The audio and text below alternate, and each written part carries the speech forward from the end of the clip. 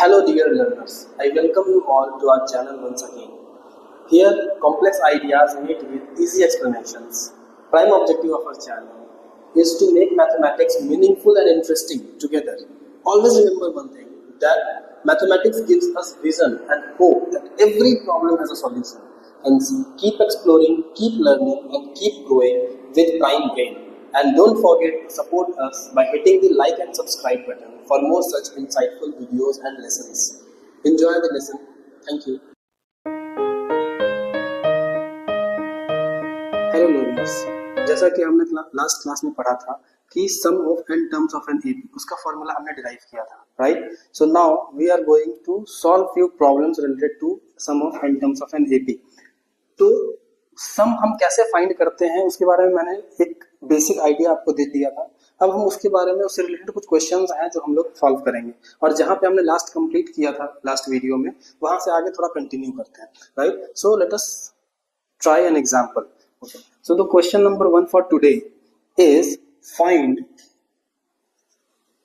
the sum of first n natural numbers.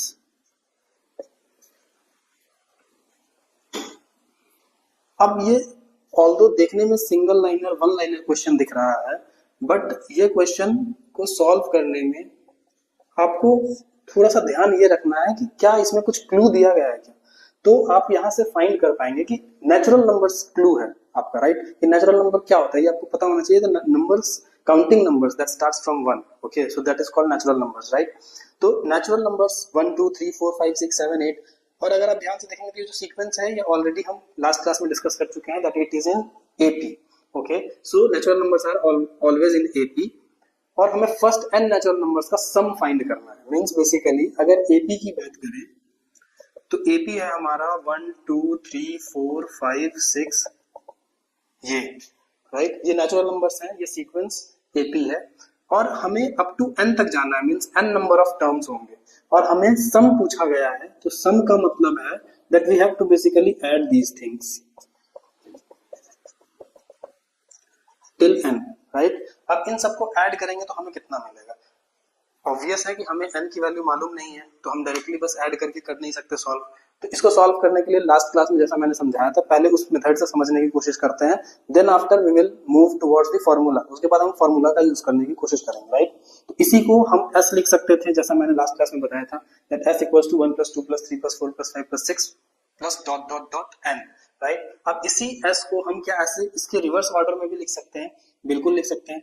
n + n - 1 plus dot dot dot plus ये last term है 1, right?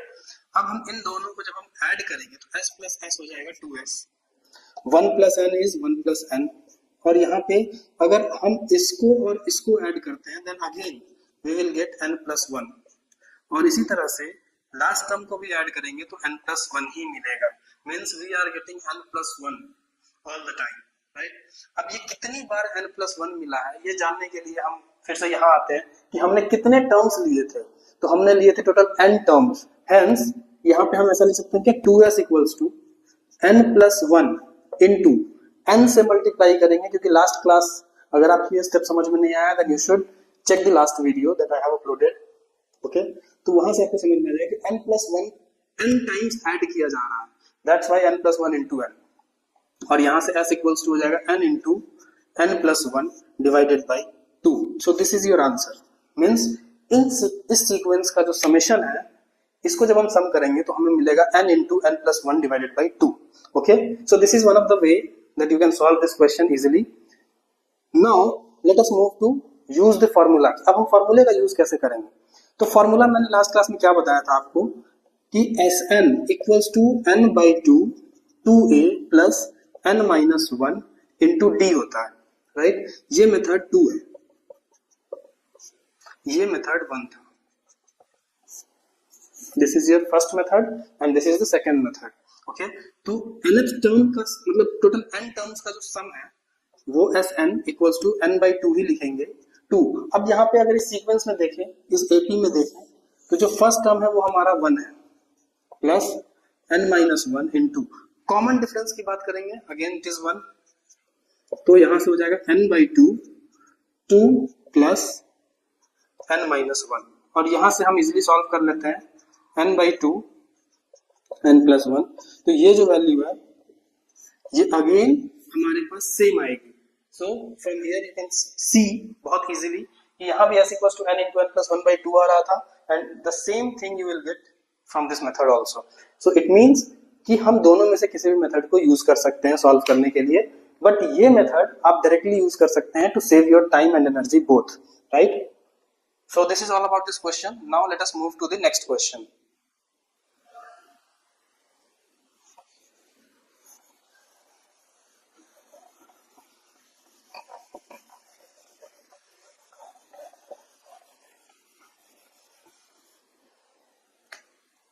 Question number 2.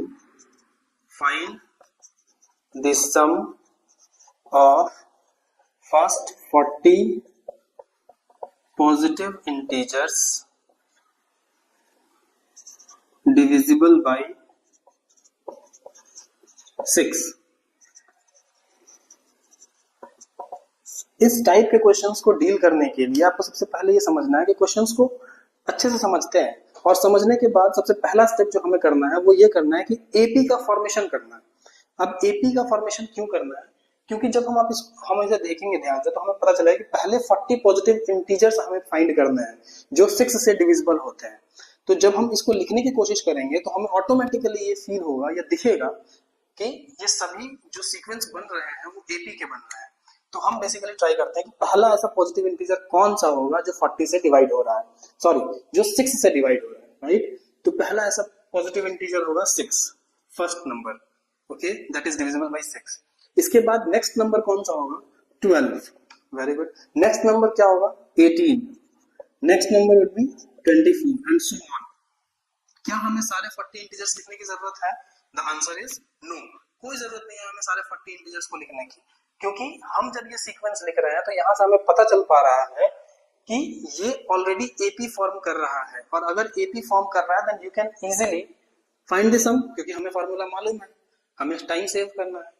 So for that इसमें हम लोग जब AP हमने form कर लिया then we will write the first term, then common difference, then we will try to find the value of n as well, and then we will try to find the value of Sn, sum of the n terms of an AP, right? So first term is 6, common difference कितना होगा? 12 minus 6, that is 6, okay? And इसके बाद फिर n की बात की जा रही है तो फर्स्ट 40 पॉजिटिव इंटीजर्स बोला गया है, so this is your n, right? तो अब हमें पूछा जा रहा है कि सम बताइए, सम ऑफ 40 टर्म्स, पहले 40 टर्म्स का सम बताइए। तो हम पहले फॉर्मूला लिखते हैं। फॉर्मूला लिखना इंपॉर्टेंट क्यों है? क्योंकि इससे वैल्यू पुट करने में आसानी होगी, कैलकुलेशन एरर नहीं होगा, ठीक है? इसके लिए तो Sn equals to n/2 into 2a plus n-1 into d। तो S40 equals to 40 divided by 2 तो 2 into 6 plus n is 40 minus 1 into d। So S40 you have to find 40 by 2 is 20, ये 12 प्लस दिस इज 39 इंटू 6, राइट? सो यहाँ पे 20 into 12 plus, and from here Sn equals to 20 multiplied by 246,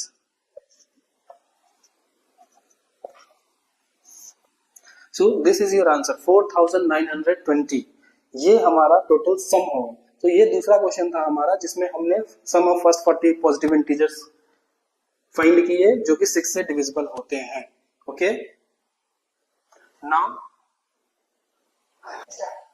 now let us move to the third question. आज का तीसरा सवाल, if sum of first 14 terms of an AP is 1050 and its first term is 10, find 20th term, right?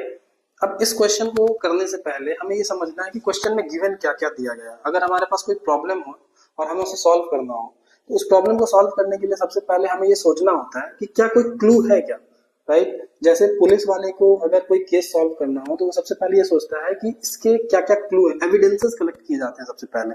तो वही यहाँ पे है कि वो बेसिकली हम लोग कोशिश कर रहे हैं कुछ ऐसी चीज फाइंड कर सके, कुछ ऐसी चीज हमें मिल जाए जिसके हेल्प से हम क्वेश्चन में आगे प्रोसीड कर पाए, राइट? तो हम इसमें जो जो इन्फॉर्मेशन दिया गया है उसको लिखने की कोशिश करते हैं और उसके हेल्प से हम ट्राई कर पाएंगे कि क्या हमें जो फाइंड करना है इज इट पॉसिबल और नॉट, राइट। तो सबसे पहली चीज कि sum of first 14 terms of an AP is 1050 means S14 is given 1050. This is given. Okay. Now let us move to the next part. Its first term is 10. मतलब first term को हम A से denote करते हैं जो कि 10 दिया है, right? Then third part, find 20th term means you have to find the A20. तो आप बोलेंगे सर ये आपको कैसे पता चला कि यहाँ A20 निकालना है, हम यहाँ S20 क्यों नहीं निकाल सकते? क्योंकि S20 निकालने के लिए अगर दिया होता तो हम यहाँ पे बोलते हैं कि find the sum of first 20 terms, right. लेकिन यहाँ पे हमें क्या पूछा जा रहा है? 20th टर्म मींस 20वां टर्म कौन सा होगा, you have to find that's why A20। Okay, now अब हमें ये चीज दी गई है, अब इसके हेल्प से हमें क्वेश्चन सॉल्व करना है। देन वी विल ट्राई कि S14 इक्वल्स टू 1050। तो Sn का फॉर्मूला हम जानते हैं, we will apply that. Sn equals to n by 2 2a plus n minus 1 into d. So S14 equals to 14 by 2 a we know plus n is 14 minus 1, d we don't know, so we will directly put d here. S14 की value दी हुई है 1050 equals to 14 by 2 is 7 और ये हो जाएगा 20 plus 13d, right. अब हम ये 7 मल्टीप्लाई किया गया है इस पूरे नंबर से, इस 7 को हम इस साइड ला करके 1050 डिवाइडेड बाई 7 भी कर सकते हैं, equals to 20 plus 13d, right. इसके बाद 1050 डिवाइडेड बाई 7, इसको जब हम डिवाइड करेंगे then we will get 150 equals to 20 plus 13d, right. अब यहाँ से 150, ये 20 इस साइड आएगा -20 equals to 13d and from here 130 equals to 13d and from here d equals to 130 by 13 you will get d equals to 10, ठीक है। जो difference है वो हमें मिल रहा है कितने का? 10 का मिल रहा है, ओके। बट हमें यहाँ डिफरेंस नहीं निकालना था, we have to find the 20th term, right. हमने यहाँ पे कॉमन डिफरेंस निकाला है। अब हम क्या करेंगे, कॉमन डिफरेंस 10 आया तो अब हमारे पास A20 है, हमें ये फाइंड करना है। इसके लिए हम फॉर्मूला जानते हैं, an का फॉर्मूला लगाएंगे यहाँ पे, an equals to a plus n minus 1 into d और A20 निकालना है। First term we know 10 plus 20 minus 1 into d is 10, तो यहाँ से A20 हो जाएगा 10 plus 19 into 10 that is 10 plus 190 equals to 200, ठीक है। यहाँ आया 200 मीन्स 20th टर्म जो है वो होगा 200।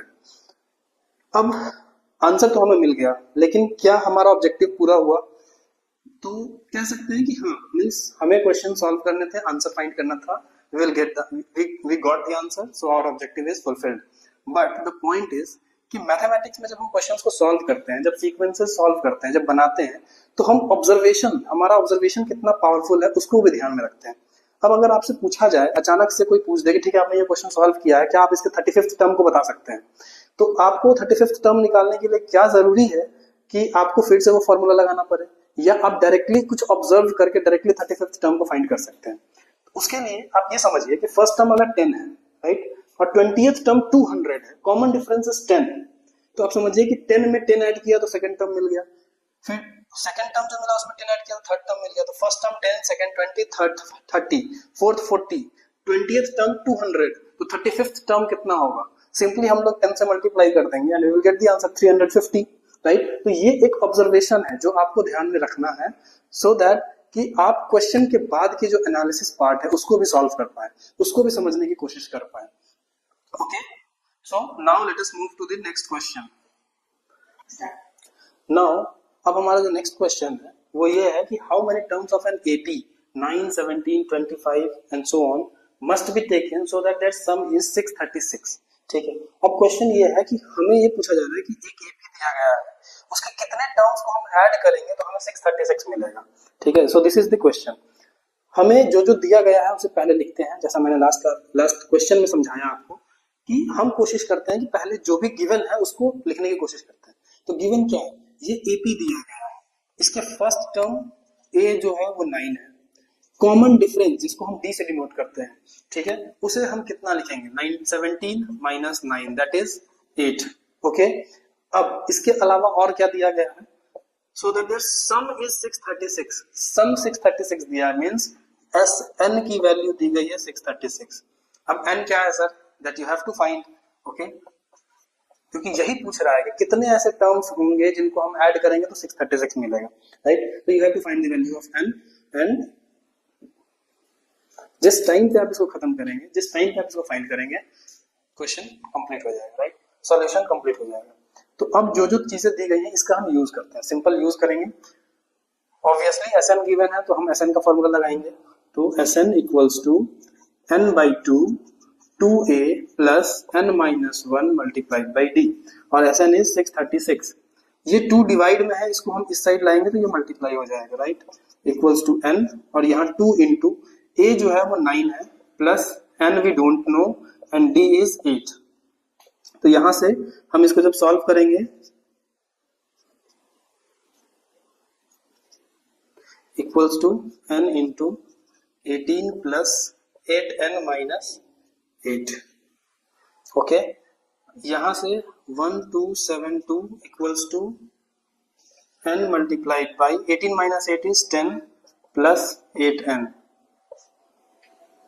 तो यहां से जब हम इसको सॉल्व करते हैं तो इसको उस साइड लेके, इसको अभी इधर ही रहने देते हैं, ये हो जाएगा 10n प्लस 8n स्क्वायर, इसको मल्टीप्लाई किया, डिस्ट्रीब्यूटिव लॉ लगाया, n into 10 that is 10n plus n into 8n 8n square, यहां से हो जाएगा। इस 1272 को जब उस साइड लेके जाएंगे इधर बचेगा 0, ये हो जाएगा 8n square plus 10n minus 1272। ये अगर आप ध्यान से देखेंगे देन यू विल फाइंड कि ये quadratic equation, and you know very well कि क्वाड्रेटिक इक्वेशन को सॉल्व कैसे करते हैं। तो हम यहाँ पे अब क्या करेंगे कि हम यहाँ देख पा रहे हैं कि ये 8 है, ये 10 है, ये 1272 है, all three numbers are even numbers, right. और अगर ये तीनों इवन नंबर्स हैं, इट मींस कि we can divide all these three numbers by 2 to simplify this.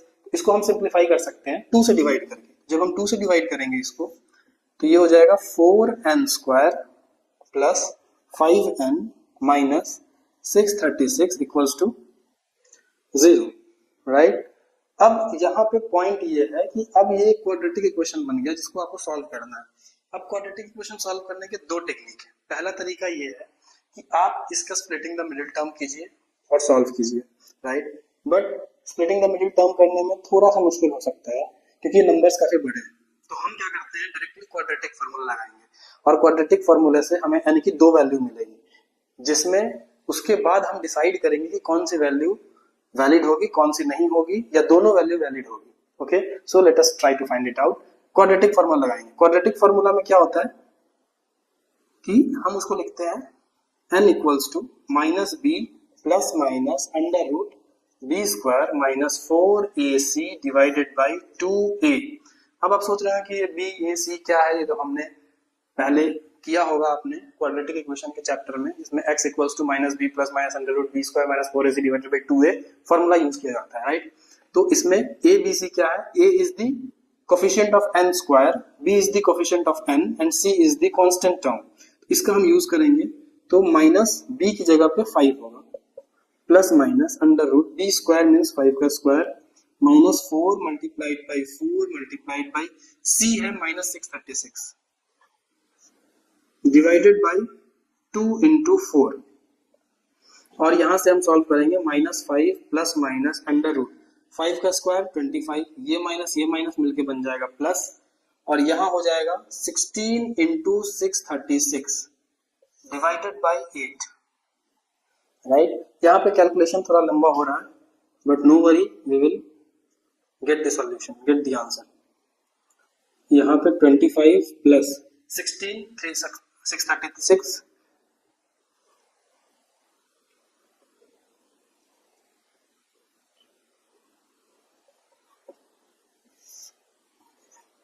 यहाँ तक आई होप 16 इंटू 636 जब करेंगे तो ये आएगा 10,176। ओके, नाउ इसके बाद का जो स्टेप है वो हम यहाँ पे करेंगे।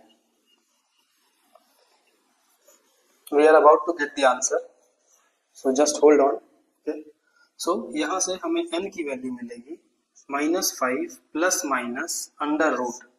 इन दोनों को जब हम ऐड करेंगे तो हमें मिलेगा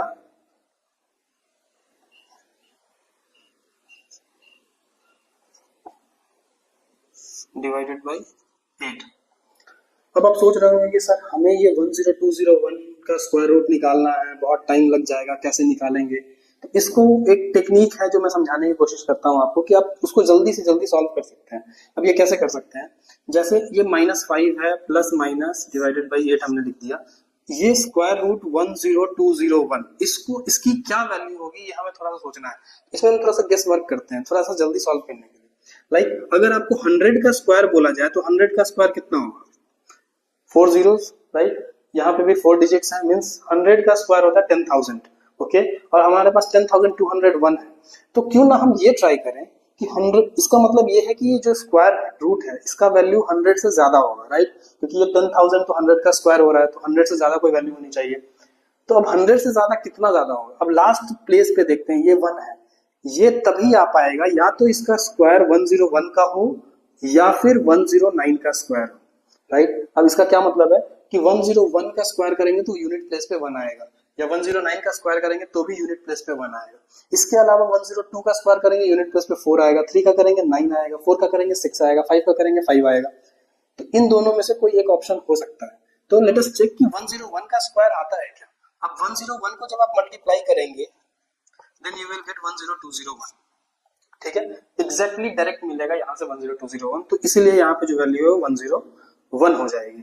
और इसके बाद हम दो वैल्यूज यहाँ से मिलेंगे, -5 प्लस 101/8 और -5 minus 101/8।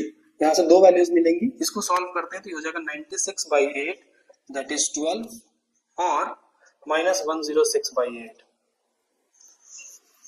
And now the point is कि क्या ये हमें n की वैल्यू मिली, क्या n की वैल्यू नेगेटिव हो सकती है? तो इसको समझने के लिए आपको ये समझना है कि n है क्या। n is the number of terms, और ये चीज आप हमेशा जानते हैं कि टर्म जो है वो फर्स्ट से शुरू होता है, means it is a natural number. First term, second term, third term, fourth term. आपने ये कभी नहीं सुना है अभी तक में कि नेगेटिव -1 टर्म है या -2 टर्म है, right? So negative terms can not be negative, right? So this means कि n की जो वैल्यू है वो हमें क्या मिल रही है? 12। सो द क्वेश्चन कि कितने ऐसे टर्म्स है जिनको हम ऐड करेंगे तो 636 मिलेगा, and your answer is 12। Means उस एपी के 12 टर्म्स को जब हम ऐड करते हैं तो हमें 636 मिलता है। So that's all for today, thank you for joining us.